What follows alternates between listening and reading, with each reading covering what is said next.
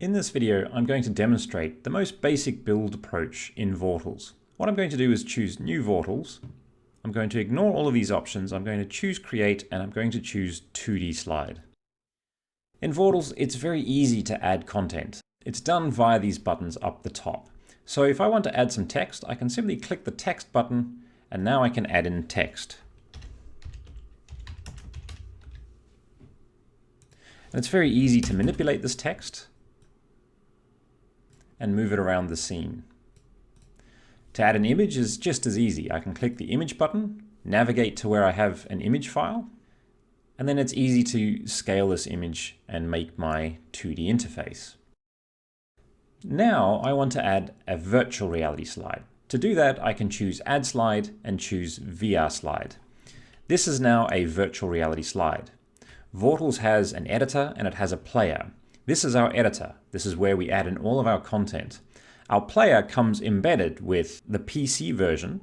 So if you have an attached headset, this will automatically boot into virtual reality and start playing back your content. It also works on mobile devices. So if you have an Android or an iOS system, you can load this file up onto your mobile device and play the virtual reality back through our app.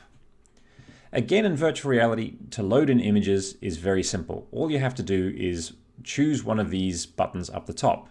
So I might choose a virtual reality image. So again, I navigate to where my image is located and I load it in.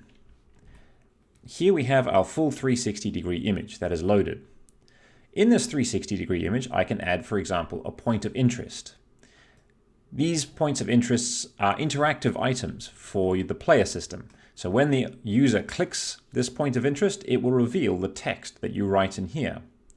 Alternatively, you can use images, videos, or audio. So when the user clicks this, it might reveal an image, or it might play back a video, or it might play back some audio. I'm now going to add a second virtual reality slide. And in this slide, I'm going to add 360-degree videos instead. So I choose VR video.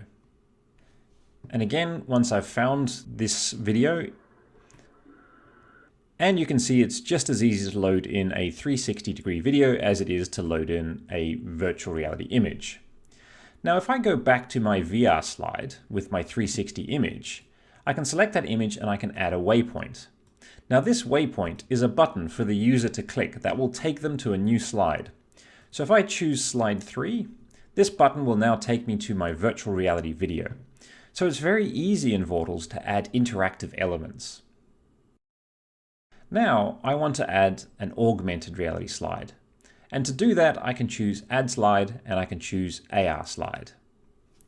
And this now is augmented reality. Vortals does augmented reality in two different ways. The first is to use the room that you're in, and it will deploy that digital content using your mobile phone, and you get to see that content in the room that you're standing in.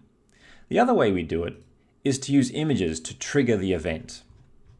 So here is an example of an image that can trigger an augmented reality event. You don't have to use this image, you can load in your own ones. But we'll use this one for our demonstration.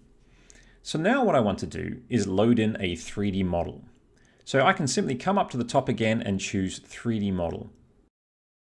So here is a 3D model that is animated that I've loaded in, and this will be revealed when the mobile device sees this image in the real world. I can give this image a color, and my presentation is now complete. I have a 2D slide, I have a 360-degree image, and I have a 360-degree virtual reality video, and I have an augmented reality slide. Finally, this is an example of a presentation that was built by 8-year-old students. This is a very complex presentation with interactive elements like buttons that will take you to augmented reality slides, and augmented reality slides with 3D models that have been loaded in. The students found this incredibly engaging because they were building their very own augmented reality experience.